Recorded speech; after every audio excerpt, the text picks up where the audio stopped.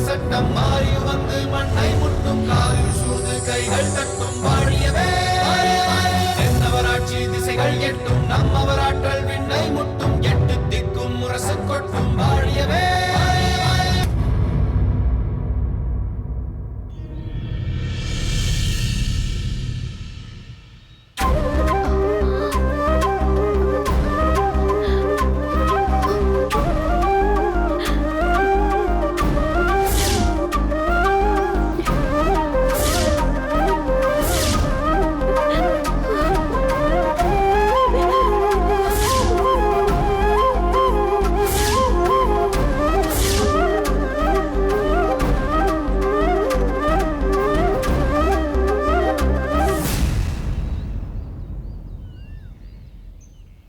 நீங்கள் சென்று உங்கள் அந்நியாரை காணலாம் என மன்னர் உத்தரவிட்டு விட்டார். வாருங்கள். செல்வோம்.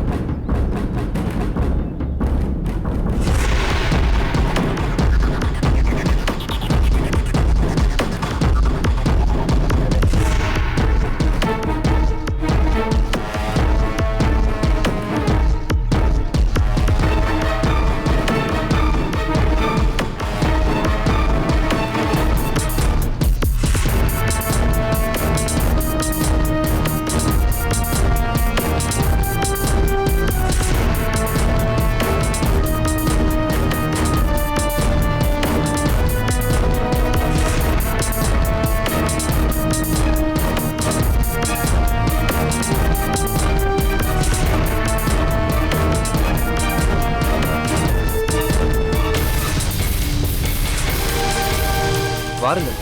அதோ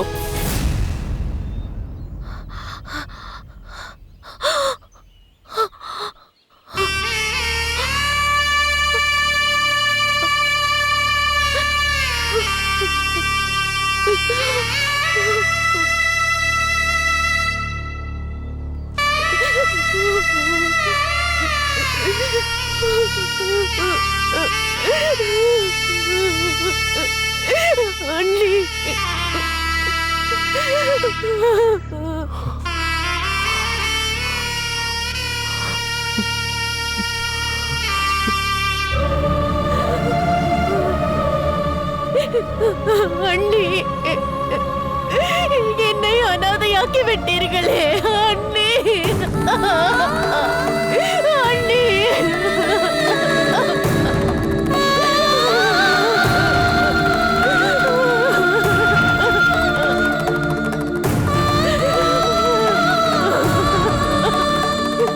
அண்ணி, உங்கள் தாமரை வந்திருக்கிறேன், எந்திரியுங்கள். என்னை கண் திறந்து பாருங்கள் அண்ணி.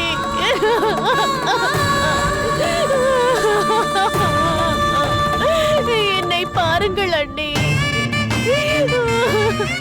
தாமரை வந்திருக்கிறேன், எழுந்திருங்கள் அண்ணி. என்னை கண் திறந்து பாருங்கள் அண்ணி. நீங்கள் பெற்ற மகளாக போற்றி வளர்த்த தாமரை வந்திருக்கிறேன், பாருங்கள் அண்ணி. வேளிர் குடிக்க நீங்கள் மருமகளாக வந்த நேரத்தில் மகிழ்ச்சியை வெளியிட்ட உங்கள் விழிகள் இன்று ஏன் மூடி கிடக்கின்றன அண்ணி? அண்ணி,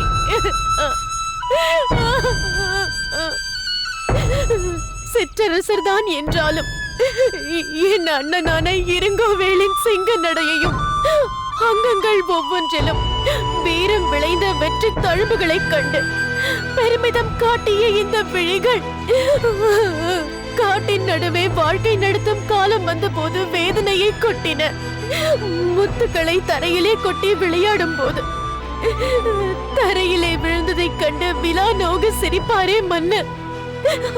அப்போது அவருக்கு பொய் கோபம் காட்டிய இந்த விழிகள் இன்று அதை நினைத்து மூடிக்கொண்டதா?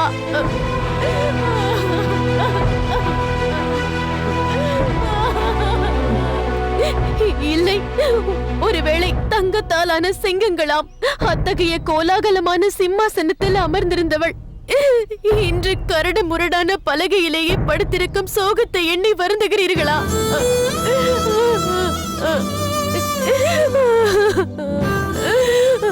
பஞ்சு மெத்தை வேண்டாம், பட்டாடை வேண்டாம், பணி செய்யும் ஆட்களும் அணி போட்டும் பாவையரும் வேண்டாம்.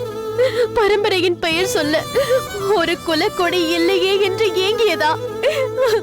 நாடிழந்தாலும் பரவாயில்லை, அந்த தாய்மை பாசமே என்னவென்று தெரியாது பிள்ளை பெரும் பேற்றை இழந்து விட்டோமே என்று வேதனைப்படுகிறதா?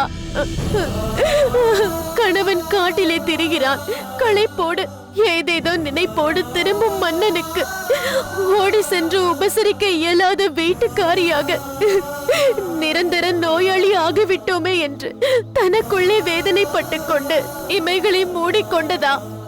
சொல்லுங்கள் அண்ணி, சொல்லுங்கள் அண்ணி. அண்ணி, அண்ணி,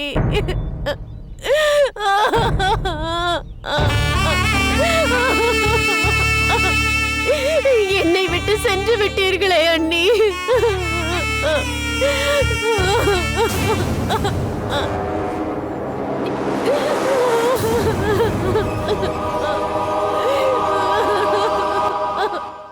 தாமரை,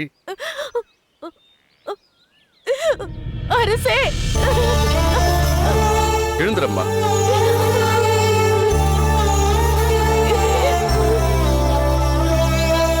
வருத்தப்படாதே தாமரை, வருத்தப்படாதே. என்னுடைய வருத்தமெல்லாம் உன் அன்னியுடைய லட்சியம் நிறைவேறவில்லையே என்பதுதான். தாமரை, உன் அண்ணன் இருங்கோவேள் எங்கே? அவர் இங்கு வந்து செல்ல எந்த தடையும் இருக்காது என்று பறையறிவித்திருந்தேனே. அப்படி இருந்தும் அவர் வரவில்லையே. அவர் எங்கே இருக்கிறார்? தெரியவில்லை, தெரியவில்லை அரசே. அண்ணன் எங்கிருக்கிறார் என்றே தெரியவில்லை. அப்படியானால் உன் அண்ணனுக்காக காத்திருக்க வேண்டிய அவசியமில்லையே.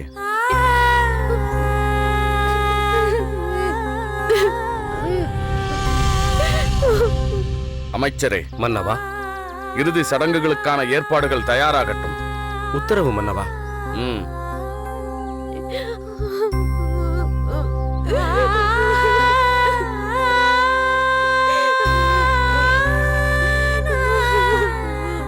மாமன்னருக்கு வணக்கம். அரசே, ஒரு முக்கிய செய்தி. என்ன?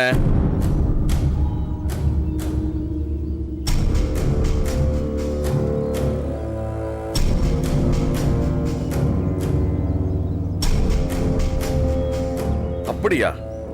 ஆம் மன்னவா, நான் கூறியது அனைத்தும் உண்மை. தாமரை, காரியங்கள் நடக்கட்டும். நான் இதோ வந்து விடுகிறேன்.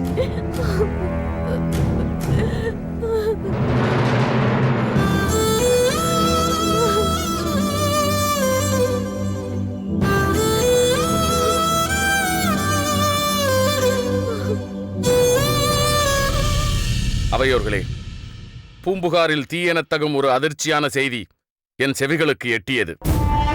அந்த செய்தி உண்மைதானா என்று நான் விசாரித்ததில் அது உண்மை என்று உறுதிப்படுத்தப்பட்டது.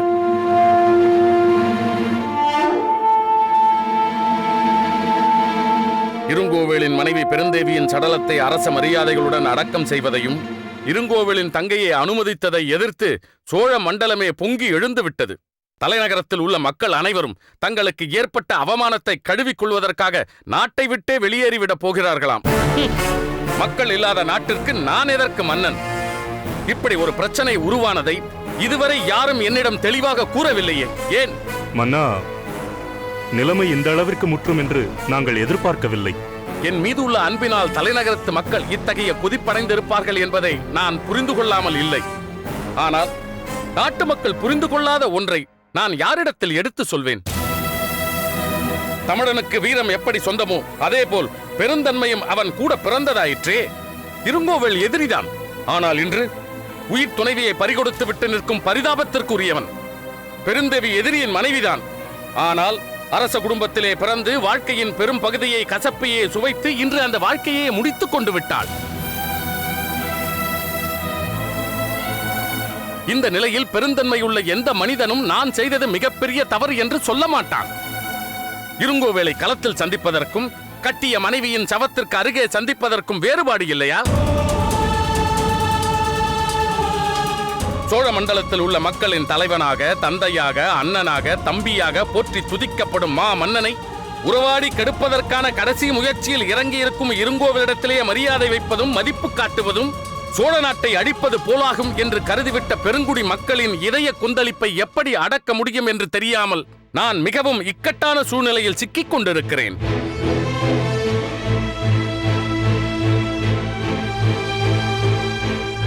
அமைச்சரே, தாங்களே சற்று நினைத்து பாருங்கள். பூம்புகார் தெருக்களிலே மக்கள் நடமாட்டம் இல்லை, வீடுகளிலே விளக்குளி இல்லை, விருந்தினர்களை வரவேற்க திறந்து கிடக்கும் வாயிற் கதவுகள் எல்லாம் தூங்கும் மூஞ்சி இமைகளைப் போல் மூடி கிடக்கின்றன. இல்லத்து எதிரில் இல்லத்தரசிகள் தீட்டிய எழிற்கோலங்கள் இல்லை. பட்டின பாக்கமும் மருவூர் பாக்கமும் மௌன நிலையில் இருக்கின்றன. எங்கும் வெட்டவெளி, எங்கும் சோகம், எங்கும் இருட்டு. எங்கே திரும்பினாலும் இடுகாட்டு அமைதி என்ற நிலை நமது பூம்புகாருக்கு ஏற்பட வேண்டுமா? மாமன்னருக்கு வணக்கம். என்ன செய்தி? தலைநகரத்து மக்கள் தங்கள் குடும்பத்தாரோடும் தட்டுமுட்டு சாமான்களோடும் பயணத்துக்கான ஏற்பாடுகளை தொடங்கிவிட்டார்கள் மன்னா. எங்கே செல்கிறார்களாம்? எங்கே போவதென்றே லட்சியம் இல்லையாம்.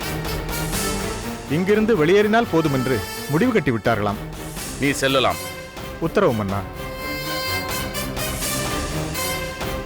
மன்னா, இந்த நிலை நீடித்தால் நாளை யாரை வைத்துக் கொண்டு நாம் நாட்டை ஆள்வது? அமைச்சரே, நாட்டை ஆளப் போகிறேனா அல்லது நாடோடியாக போகிறோனோ என்பது அல்ல இப்பொழுது பிரச்சனை. எனக்குள்ள கவலை எல்லாம் தமிழகத்து வரலாற்றில் இப்படி ஒரு நிகழ்ச்சி என்காலத்தில் நடைபெற்றதாக பொறிக்கப்பட்டு விட்டால் அது என் குலத்திற்கு எவ்வளவு பெரிய இழுக்கு. நான் செய்த காரியம் தவறுடையதாகவே இருந்தாலும் அதை சற்று பொறுத்துக் கொள்ளக்கூடிய எண்ணம் என் நாட்டு மக்களுக்கு இல்லாமல் போய்விட்டதே என்ற வேதனை என்னை குடைந்து கொண்டிருக்கிறது. என்ன செய்வதென்றே புரியவில்லை. நடப்பது நடக்கட்டும் என்று விட்டுவிட முடியுமா? பொழிலும் புனலும் சூழ்ந்த பூம்புகார் திருநகரை புழுதி மேடாக்கிவிட்டு அதன் உச்சியில் உட்கார்ந்து கொண்டு குழம்பிக் கொண்டிருக்க போகிறோமா? மன்னவா, இதற்கு யார் என்ன செய்ய முடியும்? வரலாற்றில் சந்திக்காத ஒரு நிகழ்ச்சி அல்லவா இது? எதிரிக்கு பயந்து வீட்டை காலி செய்து புறப்பட்ட மக்களையும் நாட்டை விட்டோடிய மன்னர்களை பற்றியும் தான் நாம் கேள்விப்பட்டிருக்கிறோம். படையெடுத்து வருகின்ற எதிரி வில்லெடுத்து வாளெடுத்து புறப்பட்டு விட்டோம் நாங்கள். களம் காண கூசுகின்ற பெண்களே, நோய் நொடி பிடித்தாட்டும் பெரியோரே, குழந்தைகளையும் மாடு கன்றுகளையும் அழைத்துக் கொண்டு உடனே நாட்டை விட்டு புறப்படுங்கள் என்று பறையறிவிப்பார். இவ்விதங்களில்தான் நகரை விட்டு மாந்தர்களும் பெரியவர்களும் கிளம்பியதாக அறிந்திருக்கிறோம். ஆனால் பூம்புகாரிலே புதுமையை அல்லவா காண்கிறோம்? உண்மைதான். பூம்புகாரில் மக்கள் மன்னனின் செயல் மேல் வெறுப்புற்று அல்லவா வெளியேறுகிறார்கள். அதனால்தான் ஆற்றொன்னா துயரோடு அலைமோதும் நெஞ்சோடு எதை செய்வது எதை சொல்வது என்று புரியாமல் தவிக்கின்றனர். உண்மையானவனின் பின்னால் 5 பேர் செல்வார்கள் என்றால் அந்த உண்மையை புரியாதவன் பின்னால் 50 பேர் அரும்பிவிட்ட நிலையை எப்படித்தான் மாற்றுவது? தந்தையே, பெருந்தேவியின் சடலத்தை வேளிர்குல இளவரசியிடம் ஒப்படைத்து அவளை தலைநகரை விட்டு உடனே வெளியேற்றுவதுதான் நிலைமையை சீர்படுத்த நல்ல வழி.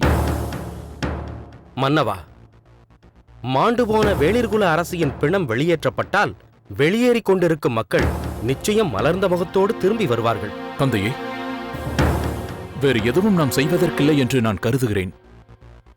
தாங்கள் இந்த முடிவை ஏற்றுத்தான் ஆக வேண்டும். இல்லை கிள்ளிவளவா, அது பண்பற்ற செயல் அல்ல.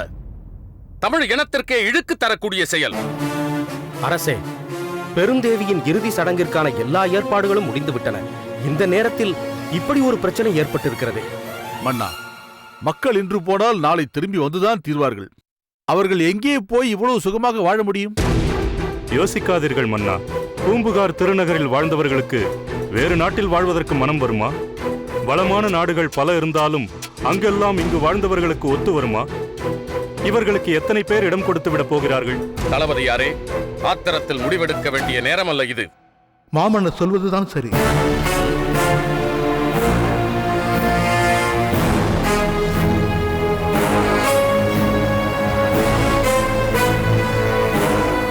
உங்கள் விவாதத்தில் குறுக்கிட்டதற்கு மன்னிக்க வேண்டும் மன்னவா. வாவளவா, உன் உடல்நிலை எப்படி இருக்கிறது? நானே வந்து உன்னை சந்திக்க வேண்டும் என்று நினைத்துக் கொண்டிருந்தேன். இந்த நிலையிலும் என்னை வந்து சந்திப்பதன் காரணம்? மன்னவா, தலைநகரில் ஏற்பட்டுள்ள குழப்பம் என் செவிக்கும் எட்டியது. மனக்கலக்கமுற்றிருக்கும் மன்னவனை காண வேண்டும் போல் இருந்தது. அதனால் தான் ஓடி வந்தேன். வளவா, நீ மன்னருடைய உயிரை காப்பாற்றினாய். அதற்காக உனக்கு நன்றி தெரிவிக்க வேண்டியதுதான்.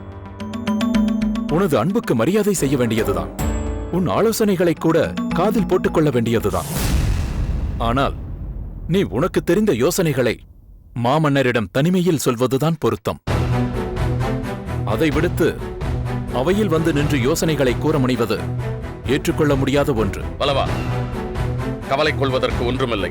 எல்லாவற்றையும் நாங்கள் பார்த்துக் கொள்கிறோம். நீ போய் ஓய்வெடுத்துக் கொள். என்ன செய்வது என்று யோசிப்பதற்கே அவை கூடியிருக்கிறது. அப்படியானால் இந்த மன்றம் என் யோசனையை ஏற்றுக்கொள்ளாதா? ஏழை சொல் அம்பலம் ஏறாது என்பது எனக்கு தெரியும். ஆனால் கரிகால் பெருவளத்தாரின் நல்ல இதயத்தில் என்னை போன்ற குடிமகனுக்கும் தனி இடம் உண்டு என்பதை நான் அறிவேன் மன்னா. என் எண்ணத்தில் பழுதிருந்தால் எல்லோரும் என்னை மன்னித்துக் கொள்ளுங்கள். தலைநகரில் மக்கள் இல்லை என்கின்ற செய்தி வெகு விரைவில் வர காத்திருக்கிறது. பெருந்தேவியின் உடலை அடக்கம் செய்வதற்கான எல்லா காரியங்களும் முடிந்துவிட்டன. அரசரோ மக்களும் வெளியேறக்கூடாது, பெருந்தேவியின் உடலின் சபாடக்கத்திற்கான ராஜ மரியாதைகளும் குறையக்கூடாது என்று எண்ணி குழம்பிக் கொண்டிருக்கிறார். அவருடைய நினைப்பில் ஊனம் வராதவாறு நான் ஒரு யோசனை கூற துணிந்திருக்கிறேன். என்னை பொறுத்தவரையில் மக்கள் பூம்புகாரை விட்டு வெளியேறாமல் தடுக்கும் எந்த யோசனையும் நான் கேட்க தயாராக இருக்கிறேன். சொல்.